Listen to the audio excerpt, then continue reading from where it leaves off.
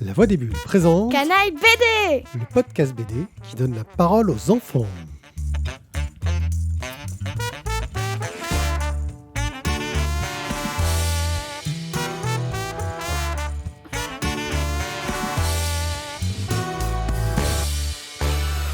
Coucou les gens, je suis Pierrick, et moi Morgane, j'ai 47 ans et j'ai 13 ans. et aujourd'hui on va vous parler... Des carnets de l'apothicaire. Alors, on va commencer par un petit avertissement. C'est la première fois qu'on va traiter d'une BD qui vise un public un peu moins tout public que d'habitude. La BD est recommandée aux plus de 12 ans. Donc, si vous avez moins de 12 ans, je vous recommande peut-être de demander conseil à vos parents si vous êtes intéressé par cette bande dessinée, qui sauront sûrement beaucoup mieux vous guider.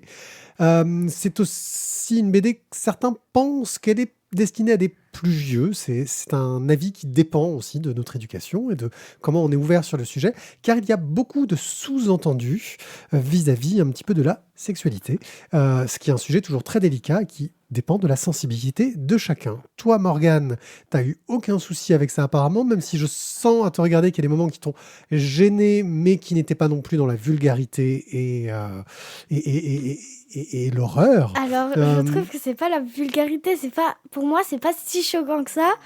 Vu l'éducation que j'ai eue, on va pas dire que... On t'a mal élevé, c'est ça? Non, mais pour moi, c'est pas choquant, mais ça reste un peu gênant. À des Ça reste un moments peu que- gênant, oui, parce que, vu ton âge, c'est normal. Donc, Les Carnets de l'apothicaire, c'est une bande dessinée basée sur ce qu'on appelle un light novel. Ce sont des romans illustrés. Un album. Non, parce que c'est plus du roman avec un petit peu d'illustration, et qui est basé donc sur les romans de Natsu Yuuga. Et là, c'est dessiné par Neko Kurage et scénarisé par Itsuki Nanao, d'après des designs de personnages de Touko Shino. T'aurais pas retenu tout ça, hein? Non.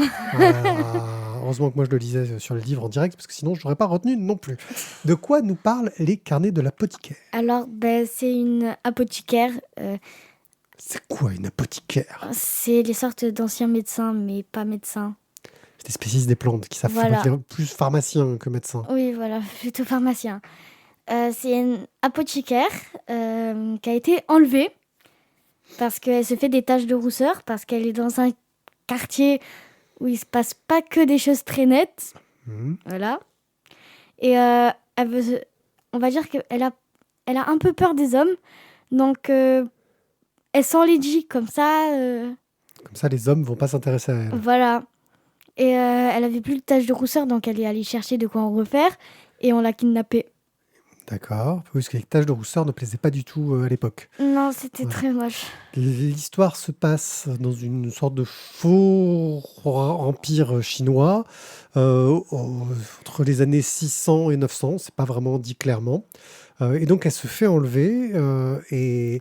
On ne sait pas si elle a été échangée contre une autre femme Mhm. ou juste Voilà. vendue. Ou juste vendue. Et vendue à qui? À la cour impériale, du coup. À la cour impériale. Et qu'est-ce qu'elle va y faire à la cour impériale? Elle va travailler en tant que... Au début, elle va travailler en tant que... on va dire dame de ménage. Femme de ménage, servante, oui. Servante à la cour de l'empereur. À la cour de l'empereur, en plein dans le palais impérial, qui est un endroit qui est normalement très, très, très La protégé. cour Ouais. intérieure. La Intérieure. cour intérieure. Et il y a la cour extérieure que tu découvres longtemps après. Et il y a la cour intérieure. Oui, c'est vraiment le cœur des intrigues de palais.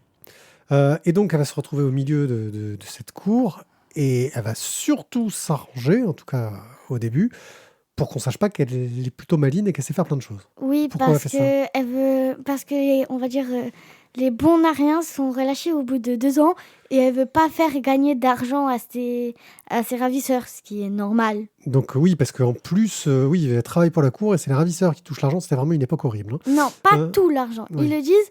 Mes ravisseurs prennent une partie de l'argent. Je n'ai pas envie qu'ils s'en prennent plein les poches grâce à moi. Oui, enfin bon, ça reste une époque assez horrible, hein, au niveau des conditions des femmes. Oui. C'est pas fantastique. Oui, Elle a 17 ans, hein, c'est ça? oui 17 ans. Elle n'est pas encore majeure. Voilà, enfin peut-être qu'à l'époque, tu sais, les âges de majorité, c'était très différent. Non, elle n'est pas encore majeure parce que dans le livre, une fois, il dit oui, il y a une règle par rapport à l'alcool pour ceux qui sont pas majeurs. D'accord. Je crois que la majorité à cette époque, c'est 20 ans, je pense. D'accord.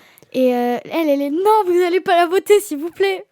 Ah oui, parce qu'elle aime l'alcool, mais on en discutera un plus. Elle a beaucoup de vices, hein. Je sens que cette BD est pas fantastique à ce niveau-là. Et donc, elle travaille, elle ne veut pas se faire repérer en espérant se faire jeter, parce que comme ça, elle pourra retourner à sa vie de tous les jours d'apothicaire. Sauf que, Quelqu'un d'assez malin, aussi un peu bizarre, hein, on va pas se mentir, un peu excentrique, oui, va la repérer. il va la repérer. Et comment il va la repérer? Comment elle va faire? C'est Comment... la seule qui sait lire. Voilà. En fait, il va la repérer parce que surtout... Elle pensait à voix haute. Oui, non, mais surtout, il se passe des drames au niveau du palais. Oui. Alors, c'est quoi ces drames? Tous les héritiers de l'empereur, parce qu'il y a des concubines à cette époque. Oui, l'empereur a plusieurs femmes. Non, des concubines, et c'est pas la même chose. D'accord. Il y a l'impératrice qui est sa femme, et il y a les concubines. C'est pas la même chose. Tous les enfants, ils meurent. Et elle se rend compte qu'il y a peut-être un empoisonnement. Oui. Et elle laisse des indices pour que les gens le découvrent, mais en espérant que personne ne trouvera que c'est elle qui laisse ces indices. Oui. Sauf que... Elle pensait à voix haute. Et quelqu'un d'assez malin qui cherchait à résoudre le problème, va l'entendre. Et il la repère. Et donc, elle devient... l'une des premières servantes à Kugeo, la dame, une des concubines du roi. La douce, c'est comme ça qu'on l'appelle. Je crois que c'est... Non, c'est pas la douce. Je sais plus. Tu sais plus. Donc elle devient vraiment là. Et elle se retrouve au milieu des intrigues impériales, des intrigues de palais, parce que tout le monde veut prendre le pouvoir, veut diriger. Et elle adore le poison. Elle, on lui parle de poison, elle est... Poison ? Elle adore le poison. Comment ça, elle adore le poison? Elle s'est fait plein d'expériences sur le bras avec du poison. Oui, en gros, en tant qu'apothicaire, le meilleur moyen qu'elle avait d'expérimenter les effets des plantes, etc., c'était sur elle-même. Elle s'amuse aussi. Hein. Oui. On va pas se mentir, elle était... Oh, elle a pris un serpent, chla, sur le bras. Ouais, elle est un peu bizarre quand même. Venimeux. Ouais, elle est un peu bizarre. Ouais, mais elle est marrante. Elle est marrante. Et les autres premières servantes de Dame Kugyo, elles sont super compétentes, elles font des trucs qu'elles ne seront pas censées faire, qu'il faut laisser faire aux servantes normales. Mhm. Elles vont quand même le faire, mais elles sont aussi compétentes qu'elles ont de l'imagination. Donc elle va être « Oh non, elle s'est fait jeter, elle s'est fait enlever. » Puis après, la pauvre devait se faire des expériences sur le bras. Quelle vie malheureuse pour après se retrouver goûteuse à la cour. Puisqu'elle se retrouve goûteuse en plus. Oui, une goûteuse, pour ceux qui ne connaissent pas, parce que c'est pas commun quand même. Hein. Mhm. C'est une personne qui est chargée de goûter les plats des concubines ou des personnes importantes pour savoir s'il y a du poison dedans. Voilà. Et en plus, elle a dit, comme je suis très résistante au poison, c'est même pas sûr que ça sert à quelque chose que je goûte, parce que c'est peut-être quand même empoisonné. Alors non, elle a dit que le but... parce que non, c'est pas de ce principe-là. Parce qu'elle, elle va sentir s'il y a du poison. D'accord. Elle va quand même le savoir, mais c'est du principe, il n'y aura pas de preuve. D'accord. Donc à tout moment, il y a du poison, je fais, il n'y a pas de poison, on ne me croit pas. D'accord. Donc, voilà pour cette histoire. Et maintenant, ce qu'on va faire, c'est que on va lire un petit extrait. Et ensuite, on discutera un peu plus en détail de ce truc qui a l'air un peu chelou quand même. Hein. Non, mais c'est bien. On vous met dans la situation, là, il doit goûter un plat. Par contre, il y a un truc que je ne comprends pas. Pourquoi est-ce qu'il me regarde en souriant, celui-là ? Bon, je pense que j'ai assez usé de mon regard langoureux. Il doit vraiment s'ennuyer. S'ils ont peur du poison, pourquoi ils n'utilisent pas de la vaisselle en argent ? La couleur est normale, je ne détecte aucune odeur suspecte, ma langue ne s'engourdit pas. Je ne pense qu'il n'y a pas de poison dans ce plat. Voici le suivant. Merci. Certains poisons sont foudroyants. Pour ceux qui agissent à retardement, ça ne sert à rien d'avoir un goûteur. En plus, j'ai mené tellement d'expériences sur mon propre bras. Essuie de pommade cicatrisante, marque de compresse, tête de gants pour brûlure, traces d'antiseptiques, morsure de serpent venimeux. On dirait un chercheur fou. À force, j'ai développé une certaine résistance. Je ne suis pas du tout la bonne personne pour exercer ce métier. Mais c'est une chance qu'on me l'ait proposé. Elle sourit. Hmm. Alors, on va commencer, avant de parler un peu sur le côté technique. Ça donne pas un peu un mauvais exemple, tout les trucs de fou qu'a fait cette jeune fille? Non, parce que elle le dit bien que c'est pas bien et c'est bien perçu dans le livre qu'il faut pas faire ça. D'accord. Oui, ça t'a pas donné envie d'essayer ces trucs de malade quand même. Non, j'ai pas envie de mourir. D'accord. Ok. Et toi, qu'est-ce que tu aimes dans cette histoire? Alors, je vois qu'il y a beaucoup d'intrigues de palais, d'intrigues de cour. Les personnages, les enquêtes. Il y a de l'enquête. Oui, il y a de l'enquête. Beaucoup d'enquêtes parce que comme c'est la cour impériale, il y a des morts, il y a des pas morts, il y a des trucs, il y a des machins. Elle doit enquêter, Mao Mao. D'accord. Même si elle a pas le droit, mais bon, c'est pas grave. Elle doit enquêter, donc elle cherche comment faire. Ouais. Puis je trouve l'histoire super intéressante. Ouais. Oui. Je trouve l'histoire super intéressante. Justement, qu'est-ce qui est bien dans ce scénario? C'est le côté enquête, c'est le côté suspense, c'est le côté action, s'il y a de l'action, ou romance. Qu'est-ce qui t'intéresse le plus là-dedans? Est-ce qu'il y a un peu de tout ça ou pas? Il y a d'abord dans les tomes à venir, qui sont Ouais. un petit peu plus lointains, oui, il y a de l'action. D'accord. La romance va s'accroître au fur et à mesure. Hmm. Et l'enquête, c'est tout le temps. Il y a de nouveaux personnages qui sont introduits au fur et à mesure dans l'histoire? Oui, mais pas beaucoup. Pas beaucoup. D'accord, on reste vraiment sur un cercle des dames de compagnie. Dame de compagnie, puis après, il y a ses amis un peu extérieurs. D'accord. Et Jinchi, Et Genshi, du coup. qui est le Et gars. Gotchwin. D'accord. Donc d'autres personnages autour. Gotchwin, c'est, on va dire, un peu le servant de Genshi. D'accord. Qui, lui, il est... Non, non, non, non, fais pas ça, arrête. Voilà. Ok. Au niveau du dessin, qu'est-ce que t'en penses? Bah, les dessins, ils sont très beaux. Oui. Mao Mao, qui est censée quand même être moche, elle est très belle pour une moche. Hein, Bah, c'est sur les critères de l'époque. Oui, Voilà. mais elle reste très belle pour une moche. Ouais.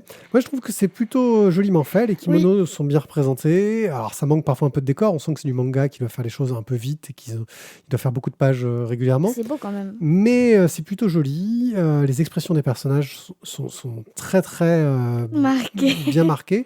Il y a les Sans chibis. forcément faire du chibi, ce que j'avais dit tout le temps pour ce côté un peu humoristique. Il y a les chibis qui sont parfois utilisés. Et puis on voit, même si là on les a en noir et blanc dans cette édition-là, que les pages qui sont prévues en couleur, il y a un vrai travail du détail qui est assez poussé. Et puis ça nous montre aussi une culture et un pays très très éloigné du nôtre. Petite anecdote, Mao, qui en chinois veut dire chat, Mao Mao est le nom du personnage principal. Et Gongxun, le servant de Jinchi, va l'appeler Xiao Mao. Xiao veut dire petit, donc petit chat. D'accord. Donc tu apprends en plus à parler chinois. Voilà. Faut se calmer. Faut se calmer, t'en es pas encore là. Voilà. Ok. Et la dessinatrice s'appelle Neko Kurage. Neko, ça veut dire chat. Oui, en japonais. Et Kurage, ge, ça veut dire quoi en japonais? Ça, je sais pas. Voilà. Faut qu'on apprenne le japonais. Oui. Tout simplement. Par contre, en vrai, ils sont malins, hein, ceux qui parlent mandarin. Ouais, pourquoi? Parce qu'ils disent Mao. Et le chat, ça fait Mao. Ah oui, c'est vrai que ça ressemble. Donc en tout cas, toi, c'est une BD que tu aimes beaucoup. Oui, vraiment. J'ai vu que tu avais commencé à regarder l'animé aussi. Et j'ai fini l'animé. Tu as fini l'animé? D'accord. C'est bien. Alors, il n'y a pas tout. Je pense qu'il y aura une suite. Ouais. Parce que bon, c'est une série qui n'est pas encore terminée. Les tomes apparaissent au fur et à mesure. Et des animations, ça reste long à faire. Je pense qu'il y aura une suite. D'accord. Donc, l'animé est très bien aussi. Chez l'éditeur Kiyun, dans la collection Seinen. Donc, c'est vraiment de la bande dessinée pour les un peu plus grands. Oui, alors, moi, l'animé, je le regarde en VO, qui est japonais. Ouais. Parce que la voix, elle me fait bizarre en français. D'accord, ça arrive. Puis c'est bien de regarder de la VO. Tu vas peut-être apprendre le japonais comme ça. Bah oui. Donc, c'est une de tes BD préférées du moment, j'ai l'impression aussi. Oui. Ouais, c'est quelque chose vraiment qui t'a... Vraiment plu. Vraiment plu. Puis t'apprends des trucs sur les poisons, c'est cool ça aussi. Des trucs sur les poisons, c'est cool, mais... Et les remèdes. Et tu commences à nous faire à manger, je vais commencer à me méfier, moi. Mais non, il n'y a pas de poison ici à côté. Ah. Puis j'aime pas le poison, c'est pas bon quand même. Ah, j'en sais rien, j'ai jamais goûté le poison. Moi non plus, et je veux pas goûter. Voilà, il y en a peut-être qui ont bon goût. Ah oui, il y a un poison dans le livre, il est sucré. D'accord. Bon, en tout cas, c'est quelque chose que tu as trouvé assez intéressant. Il y a un aspect un peu scientifique, justement. Tu parlais des plantes, ce côté-là. Oui, parce que enfin, Enfin, c'est scientifique, la science de l'époque, hein, mais... c'est la science des plantes, quoi. Bah oui, mais c'est une science. Tu apprends leur effet, tu sais qu'il y a une poudre blanche. C'est ce que met les concubines et les filles pour se faire belles à l'époque. Parce Puisque que c'était très joli d'avoir la peau la plus claire possible. c'est fait à partir d'une plante, c'est du poison. D'accord, ce qui va être un poison pour les gens qui sont fragiles. D'accord. Oui, t'apprends. Pour les gens tout court, en fait. D'accord.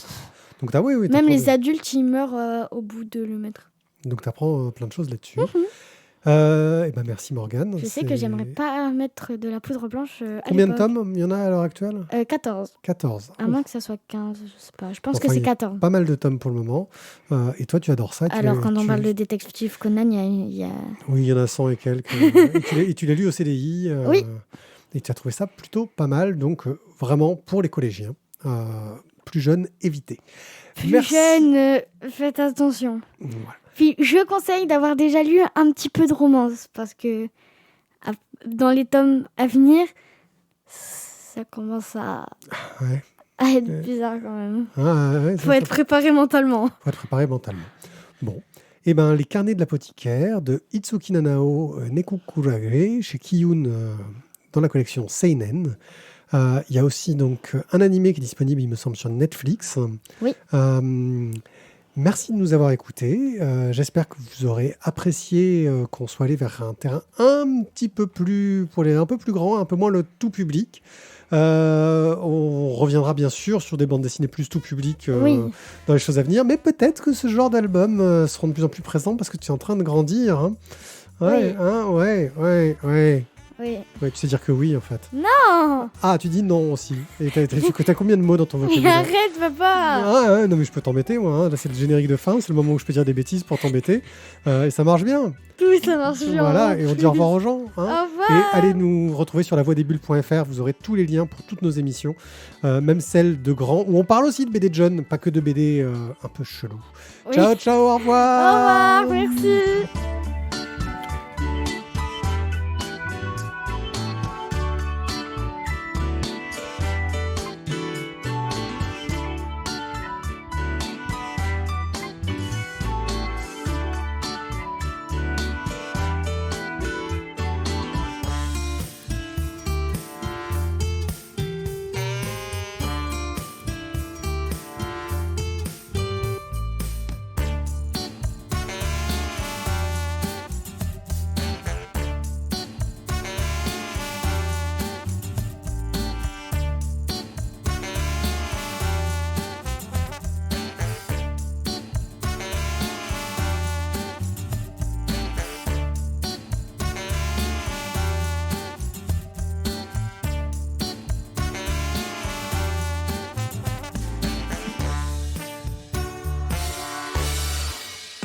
Trace d'antiseptique, c'est quoi ça?